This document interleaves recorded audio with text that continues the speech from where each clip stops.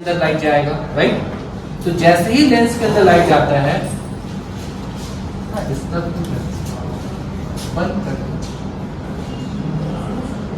Technology के पास जाते हैं तो उसका एक वर्किंग सर्कल होता है।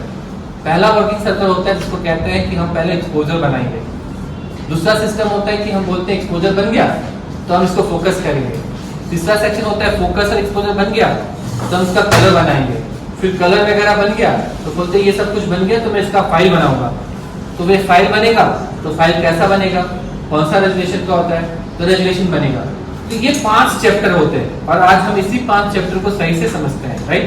सो पहला चैप्टर जिसको कहते हैं exposure, that is called exposure management, हम कहते हैं इसको।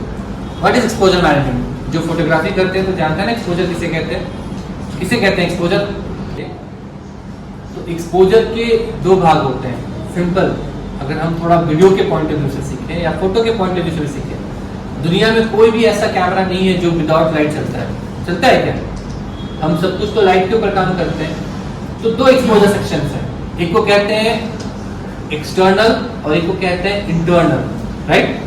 जो एक्सटर्नल एक्सपोजर सिस्टम होता है उसको भी हम ठीक करते हैं। अगर हमारा एक्सटर्नल एक्सपोजर सिस्टम सही नहीं होता है तो हम इंटरनल एक्सपोजर सिस्टम को सही से कंट्रोल नहीं कर सकते।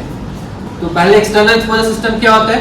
जहां पे हम लाइट डिजाइन करते हैं, जहां पे हम लाइट पंच करते हैं, जहां पे हम लाइट को काटने के लिए या लाइट को बढ़ाने के लिए कोई चीज का इस्तेमाल करते हैं, राइट। इंटरनल क्या होता है?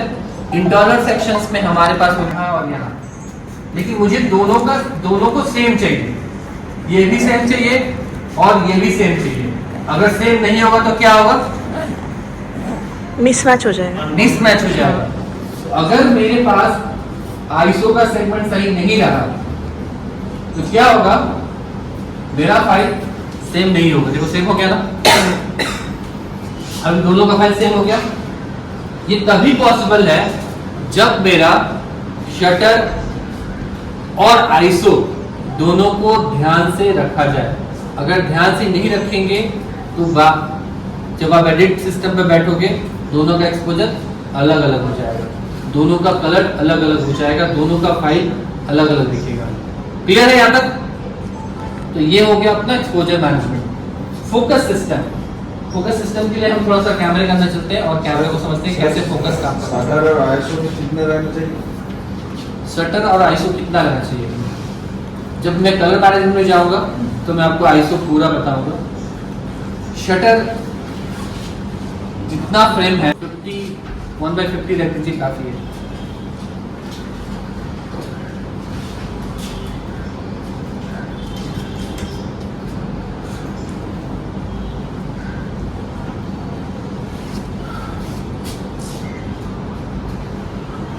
लोग नए हैं इसलिए मैं कैमरा का यूजर इंटरफेस भी एक बार मैं एक्सप्लेन कर रहा हूँ। सो कोई भी कैमरास के 3 सेगमेंट होते हैं, 3 तरह से यूजर इंटरफेस वर्क करते हैं। पहला होता है जिसको कहते हैं प्राइमरी बटन्स, जिसको हम देखते हैं कौन सा बटन क्या है। दूसरा होता है जिसको कहते हैं फंक्शन ऑपरेशंस और तीसरा होता है मेनू ऑपरेशंस। 3 सेक्शंस होते हैं। तो जब हम प्राइमरी बटन के बारे में बात करते हैं तो इस कैमरेज में अगर आप देखोगे सिनेमा कैमरा या नॉर्मल कैमरा, सबसे पहला जो वर्क करता है वो होता है शटर अपर्चर आईएसओ के लिए यूज किया हुआ बटन। तो यहाँ पे ये अपर्चर, ये आईएसओ और ये शटर, 3 रिंग होते हैं कैमरेज के अंदर में, जो 3 रिंग 3 चीज को कंट्रोल करता है, जो हमारे शटर अपर्चर आईएसओ को कनेक्ट करता है। दूसरा सेक्शन होता है कि हम वन टच फंक्शन में कहाँ जाए। तो हर कैमरेज के अंदर में वन टच फंक्शन ऑप्शन होता है, जहां पे आपको प्राइमरी ऑपरेशंस के लिए ऑप्शन दिया जाता है कि सपोज करो कि आपको मेनू में ना जाना पड़े, मेनू के कुछ ऑप्शंस आपको सामने मिले जिसको आप इस्तेमाल कर सकें।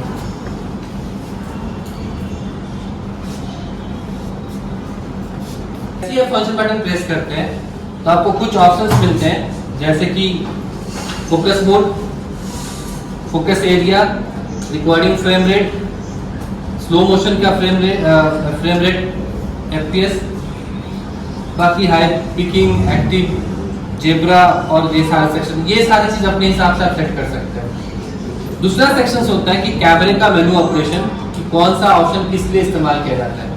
तो जब आप यहाँ जाएंगे तो ये कैमरे का मेन्यू ऑपरेशन सिस्टम्स होता है। सबसे पहले आपका सपोज करो कि आप कोई ऑपरेशन ऐड करना चाहते हो, तो यहाँ जाकर के आप ऐड कर सकते हो। सपोज मैंने बोला कि नहीं, मेरे को फाइल फॉर्मेट सबसे पहले चाहिए, तो मैं फाइल फॉर्मेट ऐड कर लूंगा। इसके बाद होता है मेरा मेनू, जो दिखता है मेनू, राइट। हम उसको क्या रखना चाहते हैं, कितने पे क्या रखना चाहते हैं, वो सेट कर सकते हैं। अब यहाँ से मेरा मेन ऑपरेशन सिस्टम स्टार्ट होता है।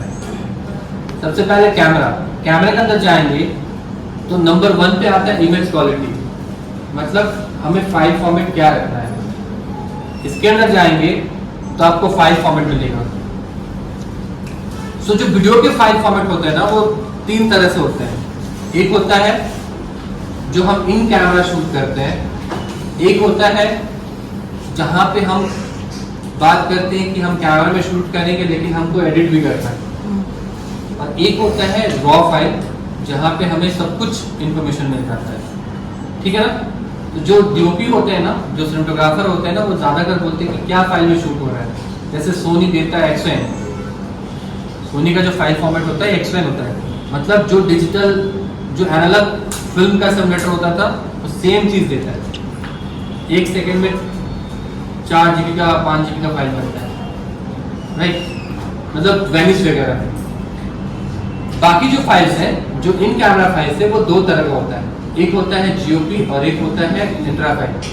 GOP में क्या होता है कि आपको ज्यादा इन्फॉर्मेशन नहीं रहता है। अगर आप इन कैमरा शूट करना चाहते हो तो बहुत अच्छा है, वेडिंग कर रहे हो तो बहुत अच्छा है। लेकिन अगर आप डॉक्यूमेंट्री बना रहे हो, फिल्म्स बना रहे हो, आपको ग्रेडिंग करना है, आपको ऐसा कुछ करना है कि बाद में जाकर के इसके ऊपर बहुत सारा काम करना है, ग्राफिक्स के साथ वर्क करनी है, तो आप इंट्रा फिल्म में शूट करते हो।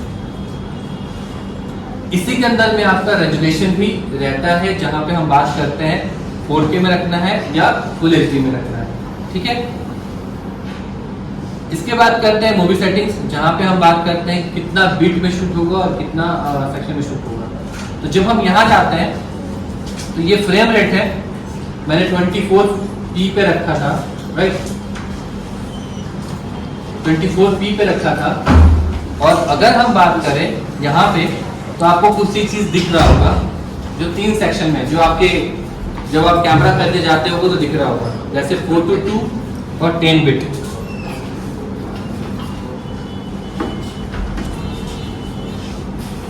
तो ये 4:2 10 बिट क्या है, जब हम कलर मैनेजमेंट में जाएंगे तो वहां पे देखेंगे कि इसका मतलब क्या होता है।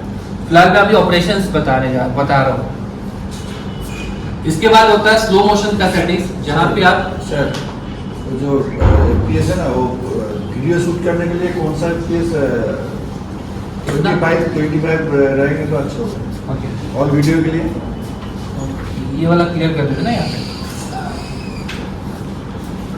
हम ना 2 जगह पे अपने वीडियो को प्ले करते हैं। प्लेइंग जो फॉर्मेट होता है, जब हम टेलीविजन में देख रहे हैं, टेलीविजन 25p पे चलता है, प्रोग्रेसिव स्कैनिंग बोलते हैं, स्कैनिंग चल रहा है 25p का। बहुत लोग कंफ्यूज हो जाते हैं कि यार 24 रखेंगे तो सिनेमेटिक हो जाएगा, 25 रखेंगे तो नॉर्मल हो जाएगा। ऐसा नहीं होता है, डिपेंड ऑन प्रोजेक्ट। आपका जो प्रोजेक्ट है उसके हिसाब से काम होता है। 50p ज़्यादातर ब्रॉडकास्ट के लिए इस्तेमाल किया जाता है, बट वेडिंग्स में कोई रूल रेगुलेशन नहीं होता है, वो 50p पे शूट करते हैं क्योंकि वो ज़्यादातर हैंडल शूट करते हैं, राइट। लेकिन अगर आपको परफेक्ट साउंड सिंक्रोनाइजेशन करनी है, परफेक्ट फ्रेम के इमोशंस को दिखानी है, तो 25 और 24 में दिखता है, जो रियल दिखता है। रियल समझते हैं? जैसे मैंने ये हाथ ऐसे घुमाए, ये बोला, जो मैं वर्ड बोल रहा हूँ और जो साउंड चल रहा है, दोनों को सिंक करना, ये 25-24 में चलता है। 50 में थोड़ा इशू होता है। तो 50 ज्यादातर ब्रॉडकास्ट में इस्तेमाल होता है, या वेडिंग्स वगैरह लोग ज्यादा इस्तेमाल करते हैं क्योंकि वो बाद में गाना वाना सेट करते हैं। क्लियर है? लेकिन अगर आपको ब्रॉडकास्ट करनी है तो 25 में करेंगे। अगर आपको कोई डायलॉग डिलीवरी करनी है तो 25 में करेंगे। अगर आपको कोई सॉन्ग बनानी है तो 25 में करेंगे। लेकिन क्वेश्चन आता है, सर हम तो गाना बनाना चाहते हैं बट स्लो मोशन में गाना बनाना चाहते हैं, तो क्या करेंगे? 60 नहीं तो 120। अगर 60 करेंगे तो साउंड सिंक नहीं करेगा। 48 बिट का होता है ना हमारा, जब हम साउंड का फ्रीक्वेंसी कितना होता है, सो वो क्या सिंक करेगा? नहीं सिंक करेगा, प्रॉब्लम करेगा। यहाँ पे टिप्स है। तो जब आप यहाँ काम करते हो ना, बहुत सारे सिनेमेटोग्राफर क्या करते हैं, जब गाने शूट करते हैं या कुछ ऐसा सिचुएशन होता है जहाँ पे साउंड को सिंक कराना होता है, तो 24 पे रखते हैं और यहाँ जाते हैं स्लो एंड मोशन सेक्शन में और फ्रेम रेट 48 FPS कर देते हैं। तो वो जो साउंड होगा ना और जो स्लो मोशन होता है वो सिंक हो जाएगा। नहीं समझ में आया? नहीं समझ में आया? फिर से बोलो। नहीं समझ में आया? ओके। तो क्या होता है कि जब हम बात करते हैं ना, तो हमारा लिपसिंग है, लिपसिंग बहुत मिसमैच होता है। बंदा बोल रहा है और बोलने के साथ जे कट में बैकग्राउंड में कोई सीन चल रहा है और वो चाहते हो कि वो स्लो मोशन में जाए।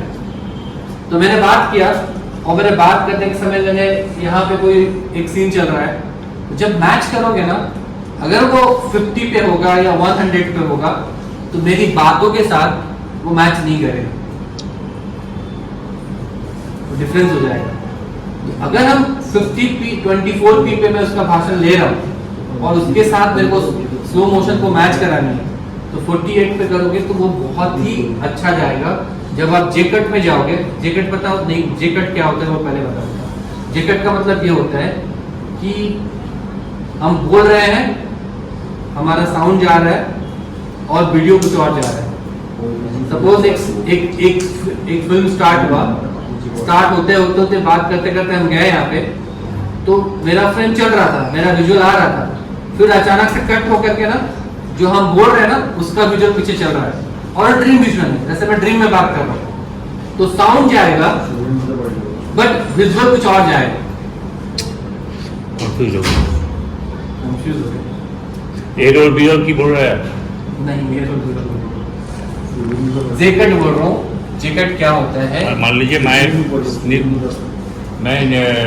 न्यूज हिट कर रहा हूँ।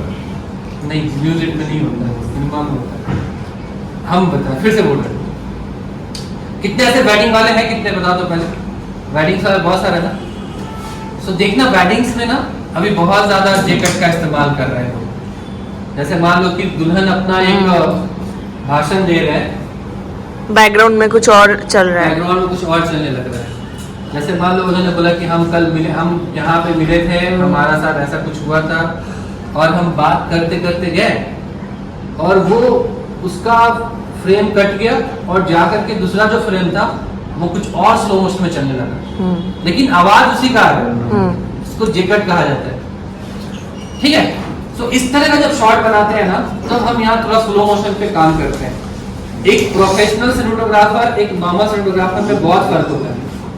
प्रोफेशनल सिनेमेटोग्राफर हर चीज को ध्यान में रख करके शूट करते हैं कि अगर हमें कट करना है तो मेरा फ्रेम कैसे जाएगा। तो ये थोड़ा बहुत सेक्शन है जहाँ पे हम काम कर सकते हैं। रहा बात कैमरे की क्वालिटी और कैमरे का ऑपरेशंस के बारे में बात करें, तो ये 120 FPS में स्लो मोशन करता है, इंट्रा फ्रेम की क्वालिटी। ठीक है, मेरे हाथ पे कौन सा कैमरा है? FX30। DCI में 60p पे करता है। ठीक है, और अगर आप USD करोगे तो ये 120 FPS में स्लो मोशन करता है, इंट्रा फ्रेम में। क्लियर है? इसके बाद यहाँ सेक्शन होता है लॉक सेटिंग्स है, प्रॉक्सी सेटिंग्स है।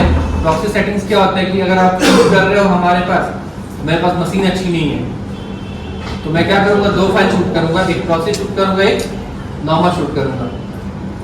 इसके बाद है आपका एक्सपोजर एंड कलर सेक्शन। इस सेक्शंस में आप एक्सपोजर मोड पे जा सकते हो। तो सिनेमा कैमरास में ना 2 सेक्शंस होता है एक्सपोजर का, मतलब शटर मोड का। एक होता है एंगल और एक होता है स्पीड। अगर आप FX30 और C जैसे कैमरा इस्तेमाल करते हैं तो वहां पे आप एंगल में शूट करते हैं, स्पीड पे नहीं शूट करते। जो प्रोफेशनल सिनेमेटोग्राफर होते हैं ना वो ज्यादातर एंगल में शूट करते हैं। अब फायदा क्या होता है, तो इसको समझने के लिए पहले हमें समझना पड़ेगा कि हमारा सेंसर वर्क कैसे कर रहा था। जब हम शूट करते हैं ना, अगर हम स्पीड पे शूट करते हैं तो क्या करता है, स्कैन करता है, ऐसे स्कैन करते हुए जाता है। लेकिन जब हम वीडियो शूट करते हैं ना स्कैनिंग सेक्शंस में प्रोफेशनली, और मेरा लाइटिंग वगैरह सब कुछ किया हुआ है और मुझे स्मूथ चलानी है पिक्चर को, तो स्कैनिंग में इशू होता है। लाइटिंग का बहुत सारा प्रॉब्लम्स होता है, वो लाइट मैच नहीं करेगा। जैसे कि मान लो यहाँ से मैंने एक हॉर्स लाइट मारा और जब हम शूट कर रहे थे तो हॉर्स लाइट का पूरा डिटेल दिखना स्टार्ट हो जाएगा, जबकि उसको मैच होना चाहिए था, राइट।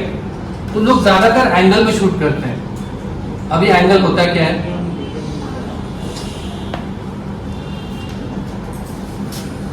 एंगल होता क्या है, सिनेमा कैमरास में एंगल में शूट करने से फायदा ये होता है कि आपका जो पिक्चर होता है वो बहुत ही स्मूथ रहता है। हम बोलते हैं ना यार वो फिल्म्स जो देख रहे हैं वो इतना ज़्यादा स्मूथ है, हम जो बना रहे हैं इतना ज़्यादा कट टू कट में जा रहा है, मतलब वो मैच नहीं कर रहा, स्मूथनेस कम हो गया। तो जब वो शटर एंगल में शूट करते हैं तो उनका पिक्चर बहुत ज़्यादा स्मूथ होता है। इससे फायदा ये होता है कि हमको रियल दिखता है। अब ये क्यों होता है, जब हम शूट कर रहे थे स्पीड में तो मेरा सेंसर मान लो ये है, तो ये स्कैन कर रहा था। तो सपोज करो कि मेरा सीन यहां से मैं यहां जा रहा हूं, तो वो स्कैन करके जा रहा था। लेकिन जब शटर एंगल में शूट होता है तो यहाँ पे एक सेक्शन होता है पूरा सर्किल, उसके अंदर में ऐसा वी आकार का सेक्शन होता है, और जो वी आकार होता है उसी के अंदर वो सेंसर का भाग रहता है और ये मूव करता है। जैसे ही वो मूव करता है ना, तो सपोज करो मैं यहाँ सेक्शन गया तो सिंपली वो मूव करते करते करते करते ऐसे जाएगा, जिससे हमें हर पिक्सेल्स के ऊपर सिमिलर डिटेल्स मिलेगा, जो नॉर्मली स्कैनिंग में नहीं मिलता है। वो डिजिटली उसको कन्वर्ट करता है। लेकिन सिनेमा में हर चीज एनालॉग सिस्टम्स के आधार पर वर्क होता है, तो वो हैंडल्स में हमें बहुत फायदा मिलता है। क्लियर है? सब खाली सुन रहे हैं, कुछ बोल नहीं रहे हैं, वो समझ में नहीं आ रहा है, सब ऊपर ऊपर जा रहे हैं। हम आईसो रेंज को बना सकते हैं, बेस आईसो स्विच कर सकते हैं, ये सारा सेक्शंस हम जब कलर मैनेजमेंट में जाएंगे तो हम इसको कवर करेंगे। ओके, एक्सपोजर कंपोजिशन सिंपल है, वाइट बैलेंस ये हम कलर मैनेजमेंट में क्लियर करेंगे कि कलर एंड कलर टोन कैसे काम करता है। इसके बाद हमारा फोकसिंग सिस्टम। तो सबसे पहले ये समझना है कि हमारा कैमरा फोकस कैसे करता है, नहीं तो फिर हम फोकस कैसे करेंगे, राइट। सो फोकस करने के लिए हमारे पास दो टूल होते हैं, एक होता है कैमरा का सेंसर और एक होता है हमारा कैमरे का सेंसर और एक होता है हमारा लेंस का मोटर। ये दो चीज़ है, इसी दोनों चीज़ें से मिल करके हमारा कैमरा फोकस करता है, और उसी चीज़ को यहाँ पे सही से सेट किया हुआ है, जिसको ऑपरेट करके आप अपने कैमरे से फोकसिंग अचीव कर सकते हैं। तो सबसे पहले समझते हैं कि क्या क्या है। पहला सेक्शन फोकस मोड। जब आप यहाँ जाएंगे फोकसिंग सेक्शंस में, थोड़ा ध्यान से समझ लेंगे तो आपका फोकसिंग में इशू नहीं होगा, क्योंकि आपके पास कोई फोकस कूलर नहीं है जो फोकस आपके लिए करेगा अलग से, राइट। जब आप यहाँ जाएंगे तो आपके पास दो मोड होता है, एक कंटिन्यूअस एएफ होता है, एक मैनुअल एएफ फोकस होता है। कंटिन्यूअस मतलब मैं वीडियो की बात कर रहा हूँ, राइट। हम कंटिन्यूअस एएफ पे जाते हैं। इसके जाने के बाद यहाँ पे हमको दो सब्जेक्ट मिलता है, एक एएफ ट्रांजिशन स्पीड और एक एएफ सब्जेक्ट शिफ्ट सेंसिटिविटी। दो सेक्शंस। जो ऊपर वाला सेक्शंस है वो रिफर करता है हमारे लेंस के मोटर के लिए, और जो नीचे वाले सेक्शंस है वो रिफर करता है हमारे सेंसर के ऊपर में, राइट। सो सपोज करो कि कैमरा फोकस करता है, तो फोकस करते समय क्या करता है, सेंसर उस सब्जेक्ट को रीड करता है, रीड करके लेंस को डाटा प्रोवाइड करता है कि देखो ये चीज है, इसके ऊपर फोकस करो, राइट। तो अगर हम इस रीडिंग को बढ़ाएंगे तो हमारा focusing subject to subject fast shift करेगा। जैसे मान लो मैंने यहां पे रखा,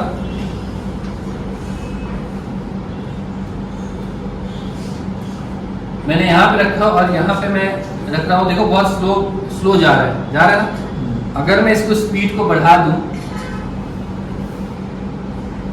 तो मैं इस सब्जेक्ट से इस सब्जेक्ट पे जाऊंगा, फास्ट जाएगा, है ना, जा रहा ना पास। लेकिन मुझे ऐसा नहीं करना है, मुझे करना है कि मैं शॉट ले रहा था और वो वहां से यहाँ चल के आ रहा था और बीच में जो भी हो उसको नहीं पकड़ना है, होता है ना कभी शॉट। तो वहां पे क्या करेंगे, सो मेनू में जाएंगे, हम इस रिस्पॉन्स को कम कर देंगे, कम करेंगे, कम कर दिया और इसको बढ़ा देंगे।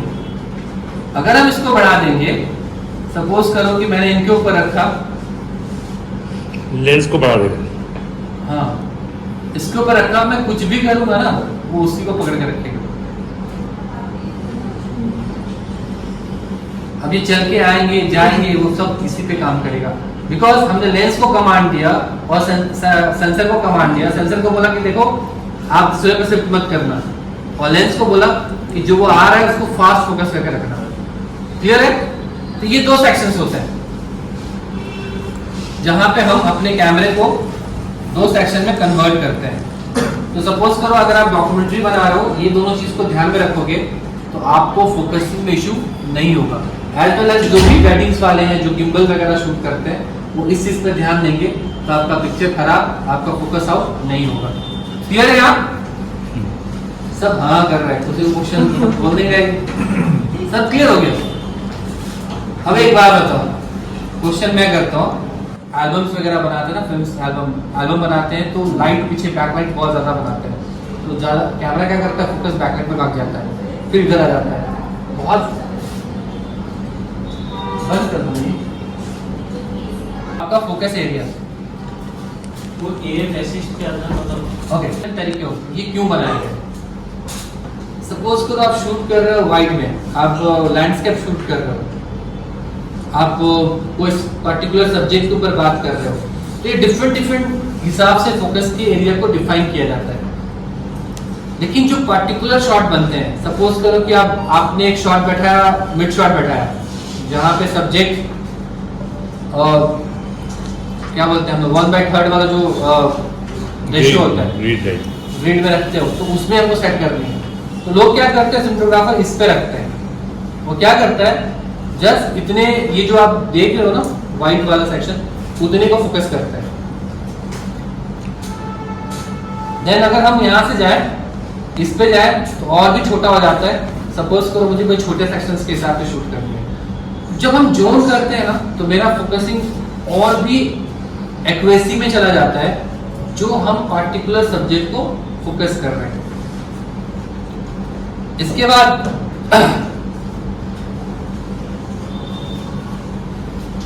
तो डिफरेंट सेक्शन से डिफरेंट एरिया के हिसाब से कर सकते हैं। सपोज करो कि आपको कोई माइक्रो शॉट बनानी है या मेरे को कोई डिटेल शॉट बनानी है, तो आप क्या कर सकते हो, आप यहाँ जाओगे, यहाँ जाने के बाद ये स्पॉट बनाओगे और ये छोटा वाला सेक्शन होगा, और जिसके ऊपर लेके जाना चाहते हो वो उसके ऊपर लेके जाओगे, वो सेक्शन फोकस कर जाएगा। ठीक है? यहाँ पे एक जॉयस्टिक दिया हुआ है जिसको आप इधर से उधर लेके जा सकते हैं।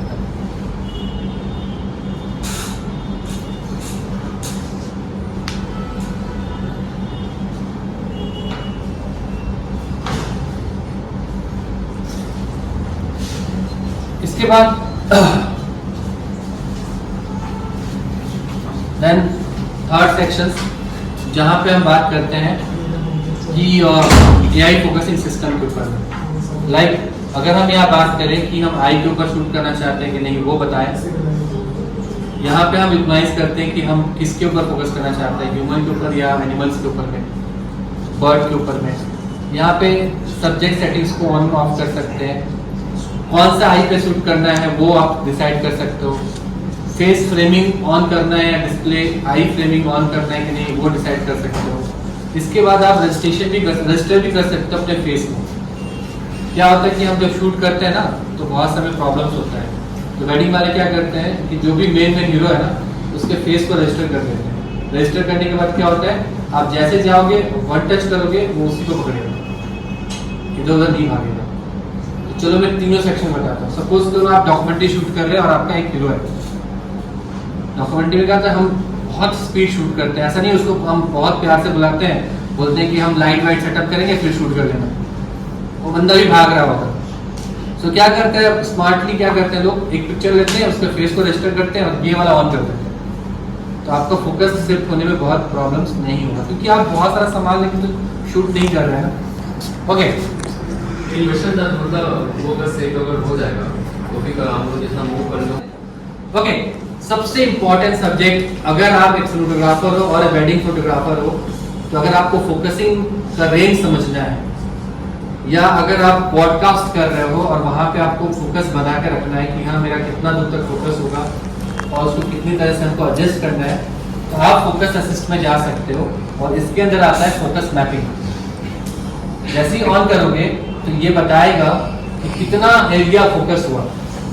जो लोग ग्राफिक्स पे वर्क करते हैं, क्रोमा की पे काम करते हैं, उनके लिए बहुत बड़ा सेक्शन है। कैसे देखते हैं, सपोज करो मैंने 1.4 रखा है, जितना एरिया उतना ही फोकस है। जो ग्रेडिंग करते हैं ना, उनको बहुत प्रॉब्लम्स होता है। जो डीओपी होते हैं ना, वो जब ये सेक्शन नहीं सही से रखेंगे ना, तो ग्रेडिंग नहीं होगा, मास्किंग नहीं होगा, बैकग्राउंड फोरग्राउंड और सब्जेक्ट के बीच में डिफरेंस को सही तरीके से वो मास्क नहीं कर पाएंगे और पिक्चर खराब हो जाएगा। तो क्या करते हैं डीओपी, वो फोकस मैपिंग करते हैं। जैसे मैंने इनके ऊपर किया, मतलब मुझे बता रहा है कि इतना ही फोकस है। इतना फोकस में क्या है, मेन फोकस ये है, उसके बाद से मेरा यहाँ से फोकस आउट हो रहा है। मैं चाहता हूं कि ज्यादा फोकस हो।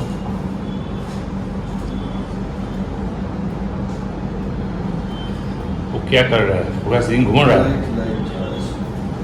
वो देखो फोकस एरिया बढ़ाते चला जाएगा उसका पूरा। जितना कम करूंगा उतना फोकसिंग एरिया कम हो जाएगा। जैसे मैं पास लेके गया, ये मेरा परफेक्ट फोकस यहाँ तक है। मैं यहाँ लेके जाऊं, ये बता रहा है कि ये डिफ्यूज कर रहा है। मैं यहाँ लेके जाऊं पूरा, तो ये मेरा पूरा फोकस एरिया हो गया। अभी देखो जस्ट यहाँ फोकस है उसका, ये नाक पे फोकस है। मैं यहाँ लेके गया, मेरा सिर्फ यहाँ से यहाँ फोकस है। तो जब आप माइक्रो लेंस इस्तेमाल करते हो, जो डिटेल्स वाला सेक्शन इस्तेमाल करते हो, वो डे लाइट्स में छोटे स्क्रीन पे समझ में नहीं आता कि फोकसिंग कहाँ है। आप इसके द्वारा समझ सकते हो कि कहाँ फोकस करना है, कहाँ फोकस नहीं करना है। ठीक है ना, तो बहुत इंपॉर्टेंट है। जो सिनेमेटोग्राफी करते हैं उनके लिए तो बहुत ज़्यादा काम का चीज़ है। या जो लोग क्रोमा की पे काम करते हैं, क्रोमा में काम करते हैं, ग्राफिक्स वर्क करते हैं, ऐड बनाते हैं, उनके लिए बहुत ज़्यादा यूजफुल है। ठीक है ना। उसके बाद से आपका पिकिंग है, जहाँ पे हम ये बताते हैं कि कौन सा एरिया कितना ज़्यादा, कौन सा एरिया फोकस है, कौन सा एरिया फोकस नहीं है। जैसे मैं इसको ऑन करूँगा, पिकिंग अच्छा इसमें नहीं दिखेगा, ये इसमें नहीं दिखेगा, इसमें दिखेगा। ठीक है, तो वो जितना फोकस होगा वो एरिया को कलरफुल दिखाएगा। आप ग्रे रखो, रेड रखो, ब्लू रखो, जो रखना है रख लो, वो दिखाएगा कि ये फोकस में है। और अगर वो फोकस में नहीं होगा तो वो कलर उस पर नहीं आएगा। ठीक है, कलर पर तो तुमने फोकस एडजस्ट करने पहले था, हाँ। उसमें भी तो हम लोग देख रहे थे। तो जो फोकस होगा उस पर कलर दिखेगा। अच्छा, उल्टा हो जाएगा।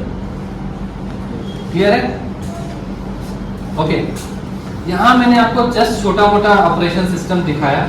इसके बाद से यहाँ का सेक्शन है जहाँ पे हम बात करते हैं कि एडिटिंग, प्लेबैक ऑप्शंस वगैरह है। इस कैमरा में एक और खासियत है कि आप इस कैमरे को किसी लैपटॉप किसी फोन के साथ, टैब के साथ कनेक्ट कर सकते हो। इसको सेकेंडरी मॉनिटर बना सकते हो। तो जब सेकेंडरी मॉनिटर बन जाएगा ना, तो मान लो कि आपको फोकस करना है, आप लेके जा रहे हो, आप अपने लैपटॉप से, अपने कंप्यूटर से, अपने फोन से, अपने टैब से डायरेक्टली यहीं से फोकस कर सकते हो, फोकस मैप कर सकते हो। सब दौड़ रहा है तो मैं यहाँ पे ऐसे टैब थ्रो करेगा, हम जस्ट लैप रखेंगे और वहीं से फोकस कर सकते हैं। ठीक है, बाकी ऑपरेशन कर सकते हो, सेकेंडरी मॉनिटर भी आप डिजाइन कर सकते हैं। क्लियर है तक? अब आते हैं जो मेन चीज था इस कैमरे का, वो है मैंने एक्सपोजर बता दिया था। देन अभी चलते हैं हम लोग थोड़ा कलर्स के, कलर कैसे बनाते हैं। राइट, जैसा मैंने बोला ना कि कलर्स बनाने के लिए 3 सेक्शंस है, 3 तरह से कलर्स बनते हैं। एक ऑटोमेटिक बनता है, एक कस्टम बनता है, एक लॉग वाला बनता है।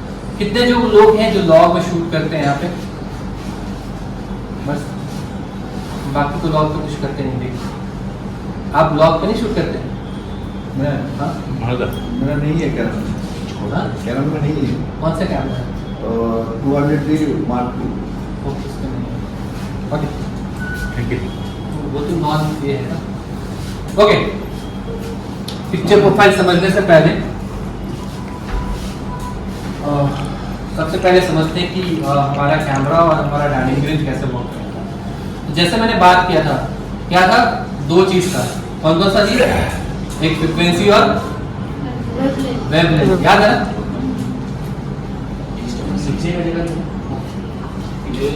एक फ्रीक्वेंसी और एक wavelength. So TV colour management में प्रॉब्लम नहीं होगा। सो मैंने सबसे पहले बताया था लाइट के बारे में, राइट? दो लाइट था।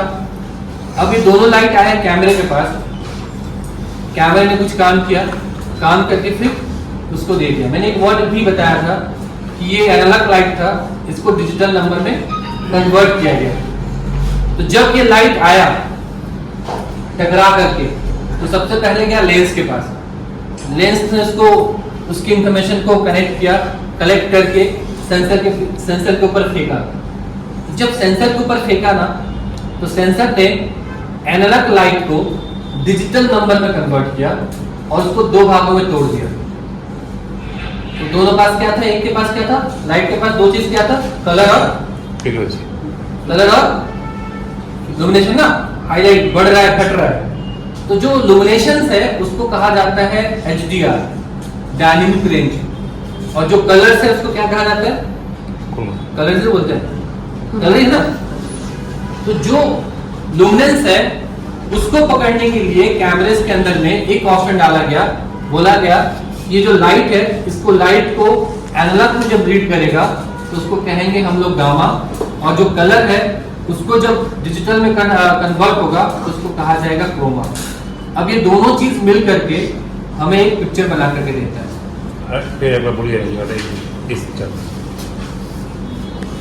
इसको कहते हैं क्रोमा।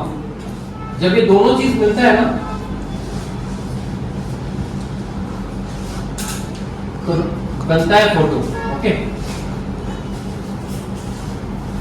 तो पहले क्या हो रहा था, केमिकल रिएक्शंस हो रहा था, लेकिन जैसे ही हम डिजिटल में गए तो हमारे कैमरे ने उसको दो भागों में बांट दिया, और दो भागों में बांट करके हमें एक फोटो बना करके दिया।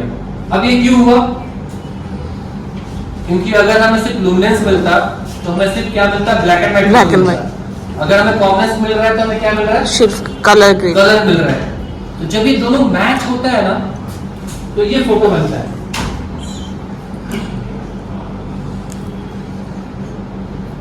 तब ये फोटो बनता है। अब प्रॉब्लम ये है कि जब भी हम शूट करते हैं, जब हमारा डिफरेंट फ्रेम्स होता है तो डिफरेंट इश्यूज होती है। एग्जांपल के तौर पे सपोज करो मेरा फ्रेम A है, एक शॉट A है और शॉट B है और शॉट C है। शॉट A में जब मैंने फ्रेम लगाया तो उसमें मेरा एक्सपोजर था 0 था। शॉट B में 5 हो गया और शॉट C में -3 हो गया। लेकिन जब मैं उसको एडिट पे बैठाऊंगा, तीनों को तो मैच करना पड़ेगा। एक प्रॉब्लम, उसको सॉल्व करने के लिए किसके पास जाना पड़ेगा, इसके पास जाना पड़ेगा। अब तीनों में कलर्स अलग अलग है, तीनों को मैच करना है, किसके पास जाना पड़ेगा, इसके पास जाना पड़ेगा, क्योंकि ये दोनों ही मिलके हो रहा है ना, फोटो बन रहा है। सो जब भी हम कोई वीडियो शूट करते हैं और जब हम फोटोग्राफी करते हैं तो क्या कहता है कैमरा ये कहता है कि अगर आप एक साथ शूट करोगे, सबको एक साथ मैच करके शूट करोगे, तो फिर बाद में जब आप एडिट पे लेके जाओगे ना, तो हम ये दोनों का इंफॉर्मेशन सही से नहीं दे पाएंगे। तो इसलिए जब हम कलर मैनेजमेंट करते हैं अपने कैमरे में, तो इसी दोनों चीजें को कैमरे के अंदर ये दोनों चीज के नाम से जाना जाता है। मैं फिर से रिपीट करता हूँ, फिर समझाने की कोशिश करता हूँ, क्योंकि ये थोड़ा सा ट्रिकी है। मैंने ये बोला कि सारा कहानी किसके ऊपर था, लाइट के ऊपर था। ये लाइट था, इस लाइट के अंदर दो चीज थी, एक लुमिनेंस और एक लुमिनेंस। सिंपल लैंग्वेज में एक व्हाइट और एक कलर, और इजी बोलूं तो इसमें था एक डायनेमिक रेंज और एक कलर। इन दोनों को मैंने कैमरे में लाया तो कैमरा एनालॉग एनर्जी को डिजिटल नंबर पे कन्वर्ट किया, इसके सहारे, सेंसर के सहारे। तो जब डिजिटल नंबर में कन्वर्ट हुआ तो कैमरे के सेंसर ने इसी दो चीज को, जो फ्रीक्वेंसी और वेवलेंथ था, उसको दो भागों में बांट दिया, जिसका नाम रखा गामा और गैमेट। गैमेट। तो गामा क्या करता है, डायनेमिक रेंज को रिफर करता है, और गैमेट क्या करता है, कलर को रिफर करता है। तो सबसे पहले हम अगर ये समझ जाए ये है क्या और कैसे काम करता है, मेरा काम इजी। तो डायनेमिक रेंज क्या होता है? लुमिनेंस। अगर हम किसी चीज को, किसी फोटो को बोलते हैं कि इसका डायनेमिक रेंज बहुत अच्छा है, इसका मतलब क्या होगा? The intermediate tone between highlight and low light. The difference between highlight and low light. Yes. Shadow and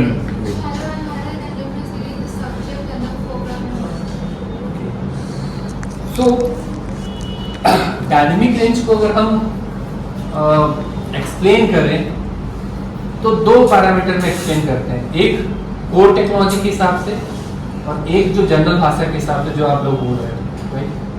core technology के हिसाब से अगर हम उसको एक्सप्लेन करते हैं तो हम ये कहते हैं कि अगर हमारा कैमरा 15 स्टॉप डायनेमिक रेंज बोलता है, कहता है, तो उसके अंदर में ब्लैक की इंफॉर्मेशन कितना दूर तक जा सकता है और व्हाइट की इंफॉर्मेशन कितना दूर तक जा सकता है ना? अगर हम इसकी कैलकुलेशन सही तरीके से कर दिए तो मेरा काम हो गया, और इसी कैलकुलेशन को कहते हैं हम लोग 15 स्टॉप या 13 स्टॉप या 14, जो भी कैमरा कहता है उतना स्टॉप डायनेमिक रेंज। मतलब ये हुआ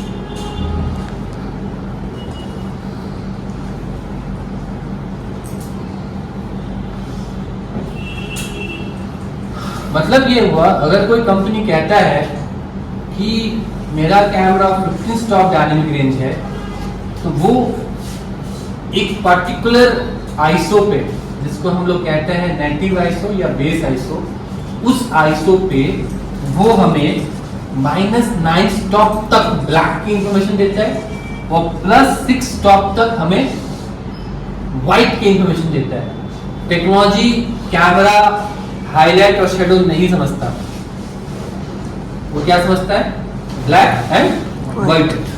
तो हमें ये इंफॉर्मेशन हमें मिलता है कितना, 6 स्टॉप व्हाइट का और 9 स्टॉप ब्लैक का। ये जितना बड़ा रेंज होगा ना, उतना बड़ा हमारा डायनेमिक रेंज होगा।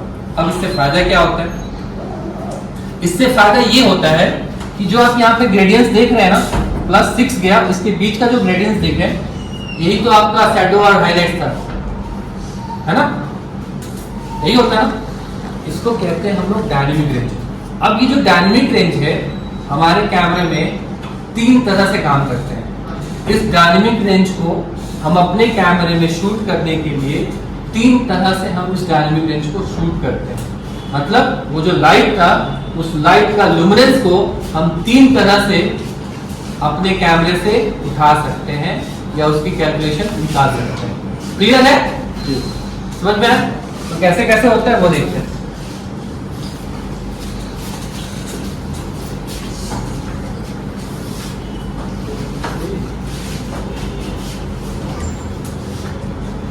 तो हम बात कर रहे हैं कलर मैनेजमेंट के ऊपर में, राइट? बोल रहा था कि 3 सीन है, 3 सीन है, 3 सीन को हमको मैच करना है, उसका कलर मोड बनाना है। तो जब हम शूट करते हैं 800 आईएसओ में, तो वो बिल्कुल एनालॉग कैमरा की तरह वर्क करता है। जैसे हमारा फिल्म होता है ना, फिल्म क्या होता है, 400, फिल्म क्या होता है, 400 से 600 होता है क्या? नहीं, 800। या तो 400 होगा या 800 होगा या 600 होगा या 1600 होगा, ऐसा ही होता है। एक फिल्म होता है। तो जब हम एक पर्टिकुलर फिल्म में एक्सपोज करते हैं तो हमें वो पर्टिकुलर डायनेमिक रेंज मिल जाता है। लेकिन डिजिटल में एक कहानी हुई। क्या कहानी हुआ कि जब हम लोग शूट कर रहे थे जब हम लोग शूट कर रहे थे डिजिटल में और एक पर्टिकुलर सब्जेक्ट के ऊपर शूट कर रहे थे और 200 पे 300 पे 400 पे शूट कर रहे थे, जब हम एडिट पे लेके जा रहे थे ना और थोड़ा बूस्ट कर रहे थे तो प्रॉब्लम हो रहा था। जैसे एक एग्जाम्पल के तौर पे देता हूँ, दादा थोड़ा ही नहीं हमारे लिए एक्साइटेड हो के नहीं, ये सिंपल तरीका है इनके ऊपर में। देखो ये पूरा वाइट इंसान है, वाइट से दाढ़ी, black and white, black and white, बिल्कुल अंग्रेज की तरह दिखते हैं, सिर्फ वाइट हो जाना चाहिए था स्किन। लेकिन जब हम शूट करेंगे और हमारा डायनेमिक रेंज हम 800 आईएसओ या बेस आईएसओ पे शूट नहीं करेंगे तो क्या होगा?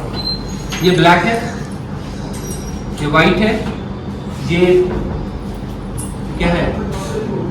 ग्रेइश, स्किन है, ब्राउनिश। कम है।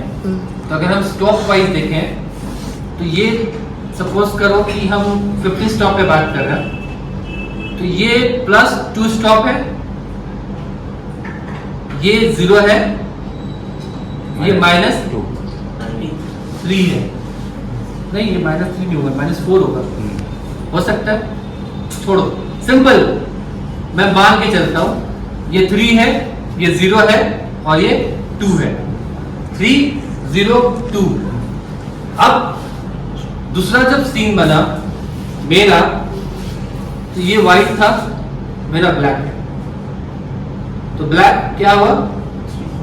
-2 और ये 1 हो गया क्योंकि ये थोड़ा गोरे हैं, हम थोड़ा काले हैं और ये ज्यादा काले हैं, हम 1 ही मान के चलते हैं, और फिर ये व्हाइट हो गया।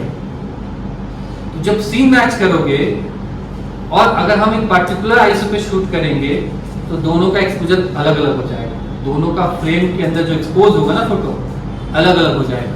सेम ऐसा सोचिए, ये 400 का फिल्म था, मैं 800 का फिल्म बना, तो क्या सेम आएगा? नहीं। So, इसी को ठीक करने के लिए बेस आईएसओ तैयार किया गया और इस बेस आईएसओ को रिफर करने के लिए एक एक्सपोजर इंडेक्स बोल के एक चीज दिया गया। वो क्या करता है?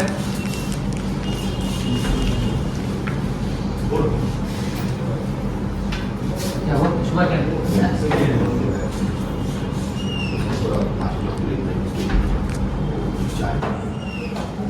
बार बार चेंज करना पड़ रहा है, तो प्रॉब्लम होगा। मैंने कहा था कि तीनों सीन बराबर होना चाहिए। वीडियो में हम पोस्ट पे ज्यादा डिपेंडेंट है, प्री पे अगर हम कोई भी वीडियो बनाते हैं तो हमें पोस्ट पे बहुत अच्छा करना पड़ता है, क्योंकि सबको बराबर तो वही करना है। सो पहले क्या करते थे डीओपी, वो क्या करते थे, एक लाइट मीटर लेते थे, ऐसे मापते थे, देखा आप लोगों ने? बहुत सारे यूपीएस लाइट मीटर लाते थे, माप करके ना फिर वो एक्सपोजर बनाते थे, बट वो 800 होता था, 800 से नीचे फिल्म जा ही नहीं सकता, तो फिर क्या करते थे, लाइट को कम करते थे, डिफ्यूज करते थे, बहुत तरह से उसको ठीक करते थे। तो उस सिस्टम को कहा जाता था एक्सपोजर इंडेक्स, कि इस एक्सपोजर इंडेक्स के आधार पे मैंने ये फिल्म एक्सपोज किया। समझ में आया? 800 पे मैंने इतना एक्सपोजर इंडेक्स रखा जिसके कारण से 800 फिल्म पे मुझे ये डिटेल मिला। इसी टेक्नोलॉजी को सिनेमा कैमरा में भी डाला गया। जब आप कोई सिनेमा कैमरा इस्तेमाल करते हैं, ज्यादातर 3 या 4 कंपनियां हैं, 2 या 3 कंपनियां हैं जो इस टेक्नोलॉजी को सपोर्ट करती हैं, बट सोनी एक ऐसा कंपनी है जो आपको लॉग में, मतलब सिंपल फाइल में भी सेम चीज देता है जो रॉ में देता है, सिंपल फाइल में भी देता है जो रॉ में देता है। अगर मैं इसको थोड़ा और एक्सप्लेन करूंगा,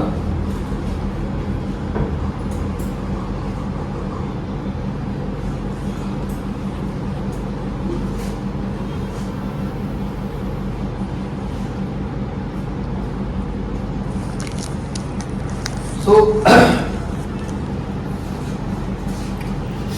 सोनी सीने आई मोड पे हम एसलॉग और रॉ दोनों वर्कफ्लो में यूज कर सकते हैं। एरी सिर्फ हमें रॉ में मिलेगा, रेड में ऑप्शन नहीं दिया हुआ है, ब्लैक मैजिक में भी ये नहीं दिया हुआ है, कैनन में तो है ही नहीं कुछ भी। उसको फेंक दीजिए, बोलो बाकी बोलिए। सो ये प्रोफेशनल सेक्शंस होता है, ज्यादातर ये 3 सेक्शंस में देते हैं और दोनों ही रॉ में देता है। बट सोनी एक ऐसी कंपनी है जो आपको लॉग में भी देगा और रॉ में भी देगा। अब इससे फायदा क्या होता है? इससे फायदा ये होता है जो सबसे इंपॉर्टेंट है, जिसको कहते हैं टोनल बैलेंस करना। तो जब हम लोग बेस आईएसओ में शूट कर रहे थे और एक्सपोजर इंडेक्स रख रहे थे तो हमें ना टोनल बैलेंस मिल रहा था। मतलब ये कि जो हमारा स्किन टोन का वेरिएशन था, जो तीनों सेक्शन था ना, वो तीनों का हमें परफेक्ट इंफॉर्मेशन मिल रहा था। तो इस परफेक्ट इंफॉर्मेशन के लिए आपको एक्सपोजर इंडेक्स पे जाकर के सेट करना पड़ता है। उसका कैलकुलेशन कुछ ऐसा होता है कि अगर मान लो कि अगर आपका बेस आईएसओ 800 है तो आपका एक्सपोजर इंडेक्स एक स्टॉप नीचे होना चाहिए। अगर आप हाईएस्ट बेस आईएसओ पे हो, मतलब 2500 हो या 3200 हो या 12800 हो, अगर आप 2500 हो तो आपका बेस आईएसओ एक्सपोजर इंडेक्स 1600 होना चाहिए। अगर 3200 आपका 4000 आपका बेस आईएसओ है तो आपका एक्सपोजर इंडेक्स 2000 होना चाहिए। ये कैलकुलेशन है। जब आप थोड़ा और एडवांस जब पढ़ोगे ना तो ये सारे चीजें पे काम करोगे, देन आपका पिक्चर बहुत स्मूथ और इजी आएगा, राइट? अच्छा, एक छोटा सा डाउट है।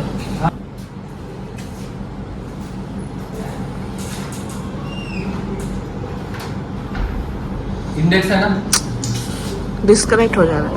फर्क है। जो एनालॉग सिस्टम था तो हम एनालॉग दे रहे थे ना सारा कुछ, बट जो एफएक्स सीरीज कैमरा है, जो सिनेमा कैमरास है सोनी के, वो ऑटोमेटिकली कैलकुलेशन बना के देता है। मैं अभी दिखाऊंगा, जब मैं पोस्ट करूंगा ना तो मैं आपको दिखाऊंगा सारा। हम अभी पूरा जो मैं वर्ड बोल रहा हूँ ना उसको हम शूट करेंगे, सही से प्रोफेशनली शूट करेंगे। शूट करके फिर हम यहाँ पे ना पोस्ट पे बैठ करके देखेंगे कि वो चीज़ हो रहा है या नहीं हो रहा है, कितना तक जा रहा है। देखो, ये एक सिनेमा का वर्कशॉप है, इसलिए मैं सिनेमा के स्टाइल में बात कर रहा हूँ, मैं वेडिंग के स्टाइल में नहीं बात कर रहा। मैं कोशिश कर रहा हूँ कि मैं दोनों सेक्शंस को मैच कर सकूँ, लेकिन ये बेस है, ये बेसिक्स है पूरा जीरो। मैं बोल रहा हूँ, मैं 2% भी नहीं बता रहा, ठीक है? तो ये बेस आईएसओ है और इंडेक्स है, ये दोनों चीज़ को समझ के रखना बहुत ज़रूरी है। अब इसी के ऊपर जब मैं आपको कलर मैनेजमेंट में लेके जाऊँगा, जहाँ पे मैं गामा और की इन्फॉर्मेशन कैसे कैमरा रीड कर रहा है, कलर की इन्फॉर्मेशन कैसे रीड कर रहा है, कैसे इसको एक्सपोज करना है ना, इस पर डिस्कशन करेंगे। तब के लिए 5 मिनट का एक ब्रेक ले लेते हैं, ठीक है? ठीक है, ब्रेक का टाइम है सर 90